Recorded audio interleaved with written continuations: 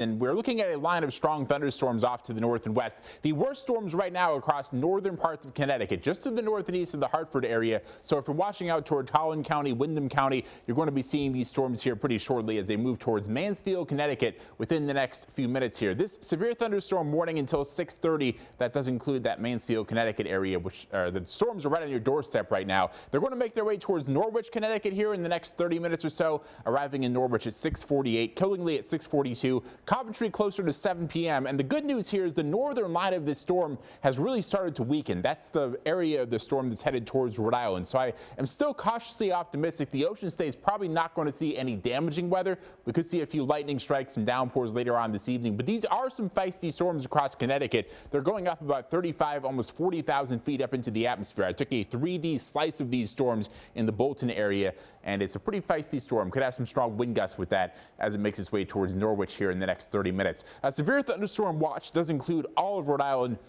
until 9 o'clock tonight. It also includes parts of Bristol County, Massachusetts until 9 p.m. But again, I'm pretty optimistic. I think this is not going to be a major deal for most of us. And most of us will keep our lights on as we head into the overnight, which is good news. We don't want to have a repeat of what happened a couple of weeks ago. Across Connecticut, though, there could be some strong wind gusts. Winds potentially up to 60 miles an hour. Some localized flooding is possible towards those urban areas, places like Hartford, where you have more concrete. There tends to be more of a poor drainage flood threat. Some small hail is possible. I'm not expecting a tornado threat with these storms. We don't really have the ingredients in place for that here in Rhode Island. Our People's Credit Union Skycam right now from the village of Waterman Lake. It is pretty gloomy looking there in the backdrop, a bit threatening in the distance there across Connecticut. This is looking towards the Connecticut state line. Our temperatures right now are in the mid and upper 70s. We're at 79 in Greenville. Dew points are awfully sticky. It's 76 for a dew point, so it is humid outside, and these temperatures will slide back pretty quickly overnight. In fact, our latest forecast model guidance shows the storms really falling apart as they make their way into the ocean state. That's the good thing about living here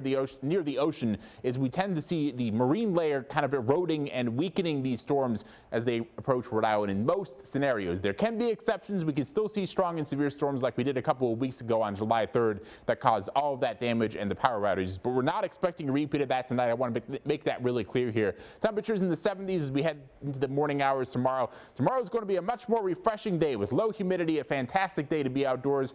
Temperatures climbing into those low to mid 80s for us on Monday with a partly sunny sky. So a pretty nice beach day. I gave it 5 waves out of 5 in the beach forecast for tomorrow. Lots of sunshine, winds out of the north and west, 5 to 15 miles per hour. That's an offshore wind. And the dew point trend is headed down over the next several days. Much more comfortable as we get into Monday, Tuesday, and Wednesday. As we look at our 10-day forecast, again, plenty of sunshine to look forward to. Dry weather early this week. We do have a chance for a few more storms by Friday into Saturday and Sunday. And it's going to get hot late in the week for a couple of days. Thursday, upper 80s, close to 90. Again, near 90 on Friday.